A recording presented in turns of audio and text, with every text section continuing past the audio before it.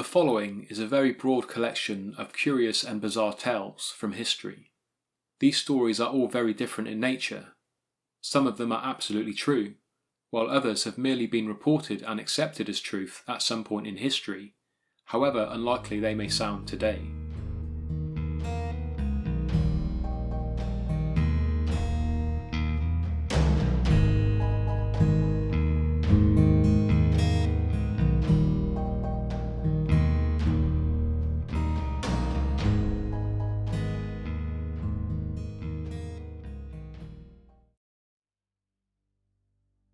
In October of 1863, two ships set sail from Liverpool, England, to the shores of the east coast of America. One of them, the RMS Africa, which was due to dock at Boston, encountered bad weather on the last leg of her journey. On October 12th, she struck a submerged rock just off of Cape Race, Newfoundland. The ship was then taken to the harbour of St. John's, where she sank. The second ship was a steamer called the City of Limerick, which left Liverpool on October 3rd for New York. On board was a man named S.R. Wilmot, a businessman who lived in Bridgeport, Connecticut. He was accompanied by his sister Eliza, but shared a bunk bed on that long, sometimes treacherous journey with an Englishman named William J. Tate. On the second day at sea, a fierce storm arose and reportedly lasted for 9 days. During that nervous time, the ship sustained some minor damage, and Wilmot experienced severe seasickness, remaining in his bed for several days. After 9 days the storm died down, and Wilmot was able to get some much needed sleep. As he drifted into a deep slumber, he began to dream. He was looking towards the door of the cabin when it slowly opened. A woman dressed in a white nightgown, who Wilmot immediately recognised as his wife, entered the room. As she did, she glanced up at William Tate on the top bunk, with a look of concern, then hesitantly made her way over to her husband's bed. She bent down and kissed him, then immediately turned away and quietly left the room. When Wilmot awoke, he glanced up to see William Tate staring down at him from the upper berth. "You're a pretty fellow to have a lady come and visit you this way," he said. Wilmot had no idea what the man was talking about. Tate then explained that he had been awake when he saw a woman in a white nightdress enter the room and kiss his sleeping friend. A bewildered Wilmot told Tate about the dream he had had, but could not explain how it was possible that they had shared the same experience. Tate assured Wilmot it was no dream, and that the woman in white was very real. He had seen her with his own eyes. Thinking logically, Tate assumed that it was Wilmot's sister who had paid him a visit during the night, but when asked by Tate if she had been the one who crept up to the upper cabin in the dead of night, she denied it. Unable to accept the curious event as reality, Wilmot questioned Tate several times during the last part of their journey. Every time, Tate gave the same uncannily similar account, describing his wife perfectly. The City of Limerick docked in New York on October 22nd, where the two men went their separate ways. On October 23rd, Wilmot caught a train to Watertown, Connecticut, to meet his wife, who was staying with her parents. The family welcomed him home, and as soon as they were alone, Mrs. Wilmot asked her husband if he had had a visit from her little more than a week ago. When Wilmot confirmed that he had, she told him that after hearing the news of the recent storms at sea and the damage sustained by the RHS Africa, she became desperately worried. On the last night of the storm, she said she lay in her bed thinking of him. She imagined herself very vividly crossing the ocean, boarding the City of Limerick, passing to the stern and making her way down to his room, where she entered to see another man laying awake and watching her from the top bunk. She said at first she was afraid to enter, but went to his side and then kissed and caressed him before leaving. When she awoke in the morning, Mrs. Wilmot told her mother about the experience, which seemed to have been a dream, yet was so vivid that she could not shake the feeling that she had physically visited her husband aboard the ship.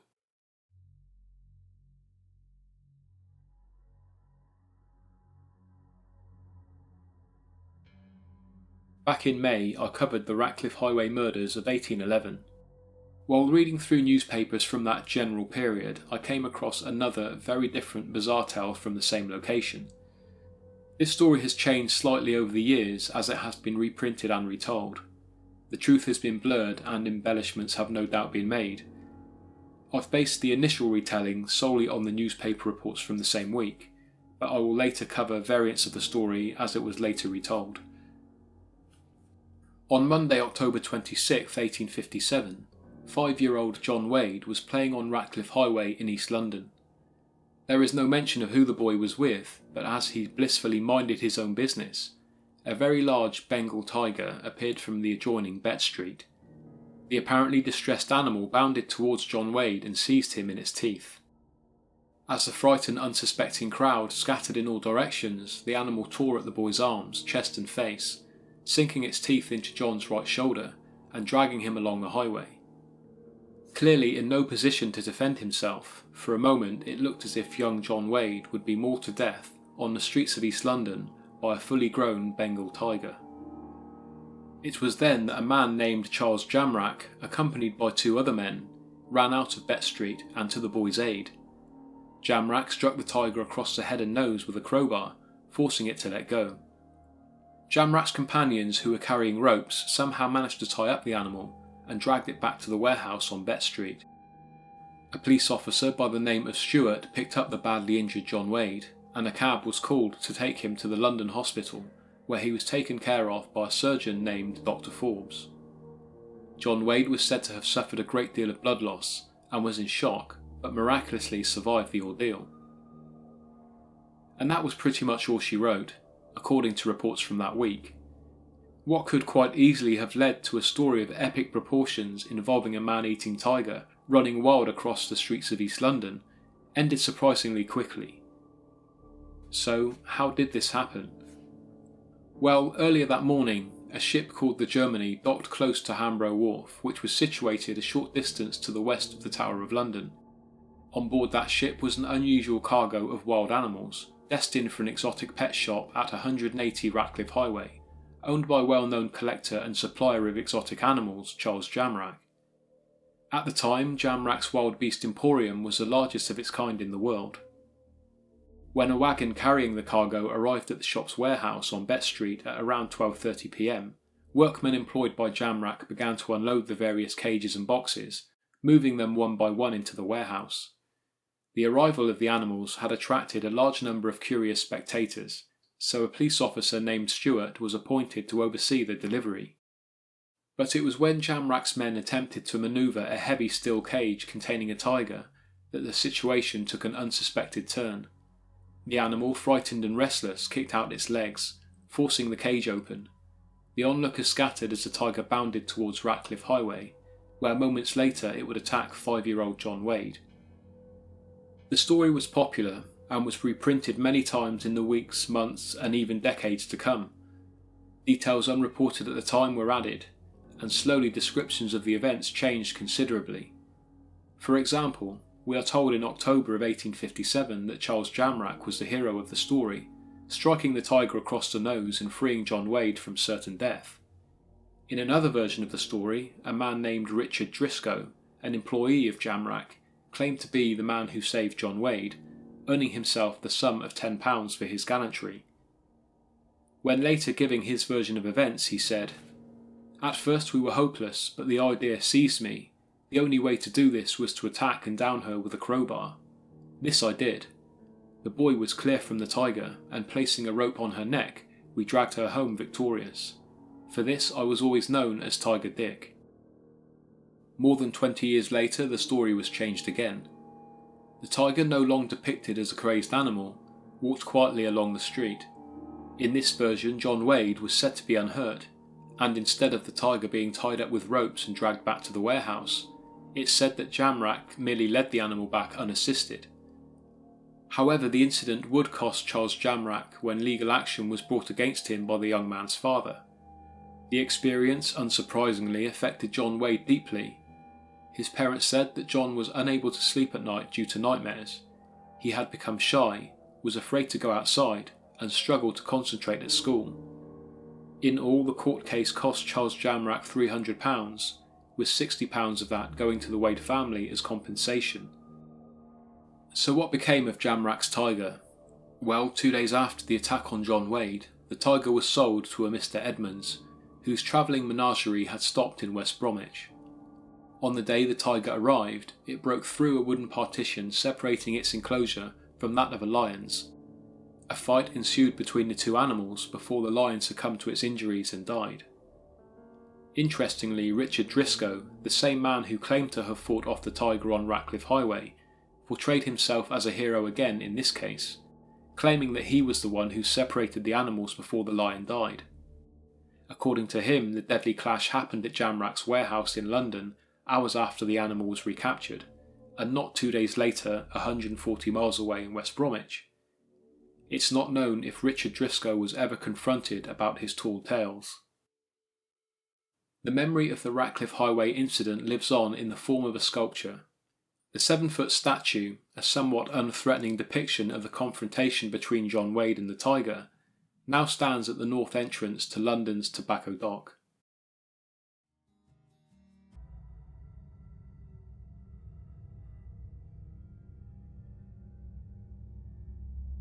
The setting for this next tale is East Oklahoma.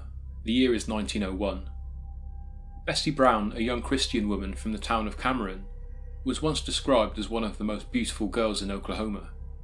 She was popular, had a natural charm, and she came from a, quote, rich family of high social standing. Since 1899, Bessie had been engaged to John Allen, a man she adored and described as the love of her life. In January of 1901, Bessie Brown and John Allen were finally married. The happy couple immediately moved into a rented 5-room cottage, which Bessie had paid for, with her own money she would add, and furnished it with pride. They were as happy as any young couple, said a 1901 letter from Wichita, Kansas, to the Chicago Inter-Ocean newspaper. The wedding wasn't a grand affair as you might expect from a girl with such rich parents. It was, however, quite extraordinary in its own way. It took place in January of 1901, in a graveyard at midnight. The same graveyard in which Bessie's husband-to-be had been buried 2 years earlier. You see, back in December of 1899, shortly after their engagement, John Allen was suddenly killed in a railroad accident. The loss of her fiancé sent Bessie into an almost catatonic state. Her parents, naturally worried, tried to console their daughter, but she insisted on being alone. They sent for a doctor on several occasions. They were told that Bessie was of sound mind, but her health was declining rapidly due to heartbreak and constant anxiety.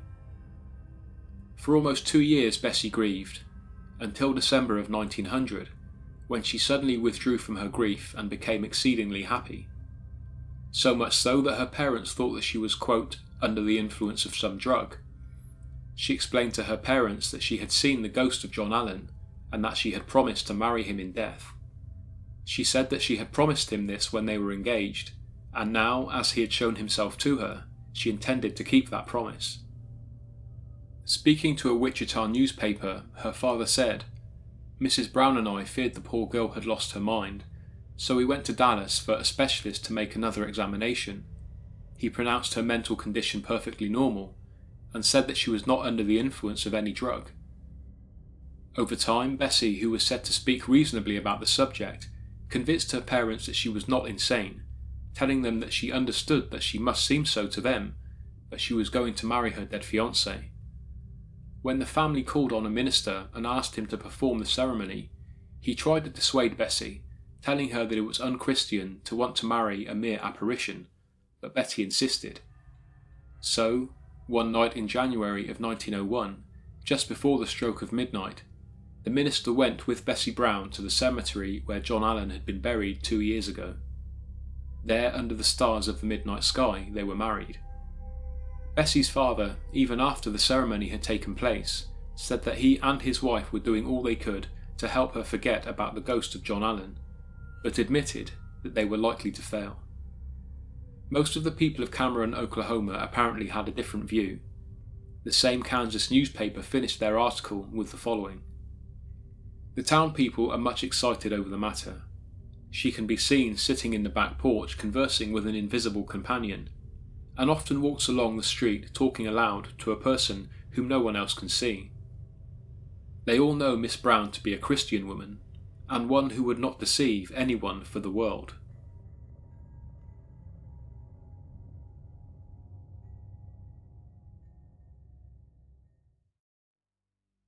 On the approach to Denver's International Airport stands an impressive neon blue fiberglass sculpture of a Mustang. Standing at 32 feet and weighing 9,000 pounds, the formidable statue's aggressive stance and eerie red neon eyes reflects a troubled, dark past. The artwork was first commissioned in 1992, and the artist, the well-known and celebrated Luis Jimenez from New Mexico, was paid a $165,000 advance for the work. However, due to the loss of sight in one eye and the stress of an ongoing divorce suit, Jimenez failed to finish the work on time. More than a decade later, in 2003, Denver International Airport sued Jimenez for the return of his advance. Jimenez countersued on the grounds that the client's brief was unclear and had changed over time. The argument was settled in mediation in 2004, when it was agreed that Jimenez would meet new deadlines or give the airport a new sculpture.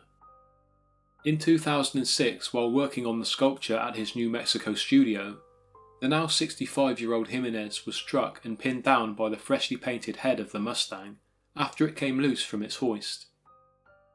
A jagged section of fiberglass had severed Jimenez's femoral artery. As he was being taken to the hospital, he called his brother David, who lived in Los Angeles, telling him, "I'm not going to make it." Shortly after this, Luis Jimenez passed away. Plans for the sculpture's unveiling were put on hold for the foreseeable future, but over the next couple of years, with the help of Jimenez's family, employees and race car painters Camilo Nunez and Richard Lovato, it was completed. The Mustang was then shipped to California in 3 pieces to be assembled, then to Denver, where it was finally unveiled on February the 11th, 2008. Because of the beast's demonic appearance and the nature of its story, it has been nicknamed the Devil Horse and Satan's Steed, but more famously, Blucifer. It has been condemned by many, with some believing that the horse is cursed due to its involvement in its creator's death, but equally revered by others because of what it represents, the wild spirit of the old American West. Another argument considered at the time was that flying for some is a frightening prospect at the best of times. Some of its critics said that passengers being made to face a blue neon red-eyed horse which evoked images of the 4 horsemen of the apocalypse on the approach to an airport was in bad taste. Pro-Mustang groups counter-argued by saying that the red glowing eyes were not meant to strike fear into people. They were simply a tribute to the creator's late father, who once owned a neon sign-making shop in El Paso, Texas, where Luis himself worked as a young man. Also, the argument was said to be a little thin, as there were already demonic-looking sculptures that were likely to cause anxiety featured inside the airport itself, the 2 gargoyles by artist Terry Allen displayed in 2016. In Denver, public art typically remains in place for 5 years before it can be considered for removal. The Blue Mustang's 5-year period came to an end on February the 11th, 2013, when some had hoped it would be taken down. For this to happen though, the Denver Commission for Cultural Affairs would have to receive extreme adversity from the public over an extended period of time, but despite its many detractors, this did not happen. Miss Rachel Holton, a Denver real estate broker, was one of the most active anti-Mustang protesters and the founder of the now defunct ByeByeBlueMustang.com. She admitted in 2009, only a year after the unveiling of the statue, that she had changed her stance on the matter. She explained to the New York Times why she no longer wanted the artwork dismantled. In the process of being personally attacked through email, and through learning more about the piece, I've shifted gears from "I don't think it's appropriate" to "let's try and understand it." Denver International Airport, even before the arrival of the Blue Mustang, has been shrouded in mystery and a focus for conspiracy theorists. From theories about an underground concentration camp, to a wall mural by artist Leo Tanguma, which is said by some to depict the future intentions of a new world order. These conspiracy theories began when the original budget for the airport was exceeded greatly and the final figure stood at around $4.8 billion. This, coupled with the fact that the construction time went over by 16 months, made some believe that there was much more to the airport than met the eye. Rumours of a complex maze of tunnels underneath the airport began stories of an emergency bunker for the world's elite and a FEMA concentration camp. The airport's dedication stone includes the stonemason sign and the words New World Airport Commission. This led some to believe that this is actually a reference to the New World Order. But the airport's museum offers an explanation to these theories. The plaques on the museum's walls say that the New World Airport Commission doesn't actually exist, and the Freemasons marker refers to the fact that the Freemasons are a prominent organisation who helped fund the airport's opening celebrations. So regardless of the clear split in opinion over the years, the Blue Mustang, the Devil Horse, Satan's Steed, Blucifer, call it what you will, still stands today and probably will for years to come.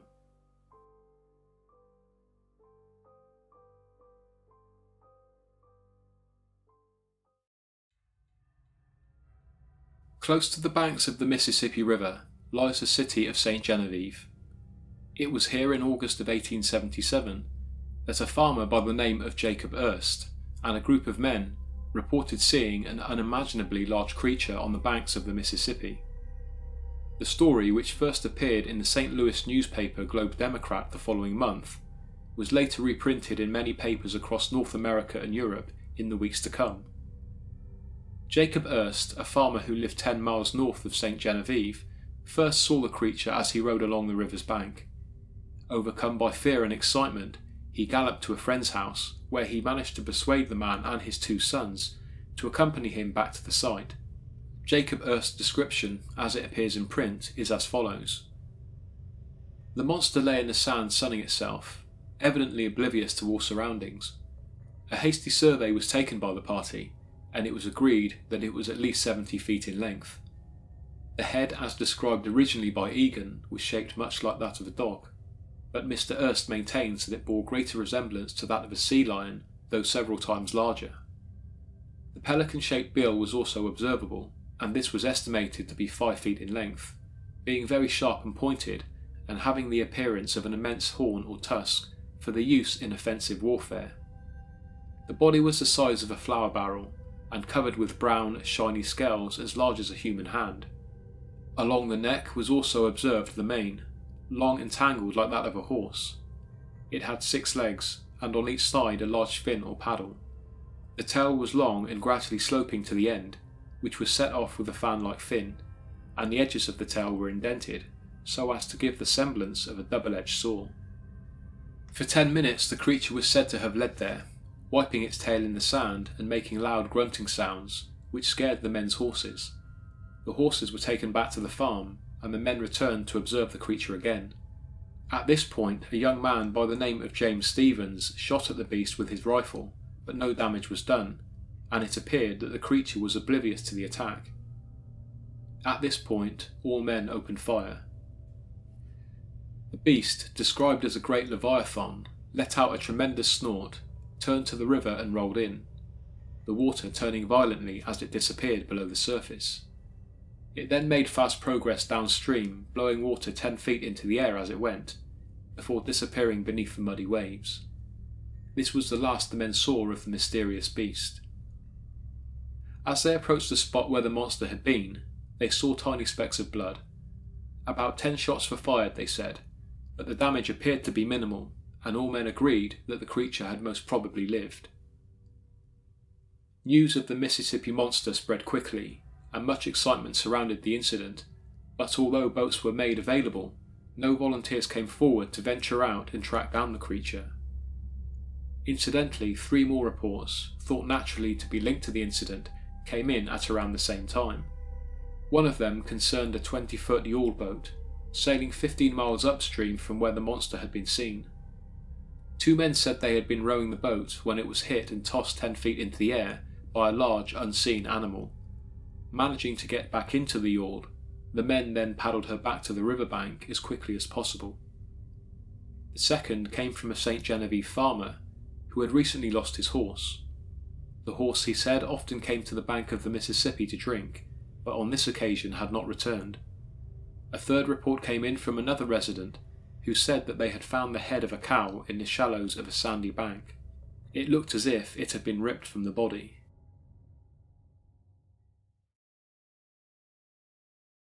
I'd like to announce that earlier this month I got an unexpected email from YouTube telling me I was eligible for a silver play button, having reached and surpassed 100,000 subscribers. Seeing as this goal was reached almost a year ago and play buttons are given out at YouTube's discretion, I assumed I wasn't eligible. Maybe because of the dark nature of some of my videos, or the fact that I'm just a faceless storyteller as opposed to a YouTube personality. But I was wrong, and here it is. So thank you again for all your support. If it wasn't for all of you, this wouldn't have been possible.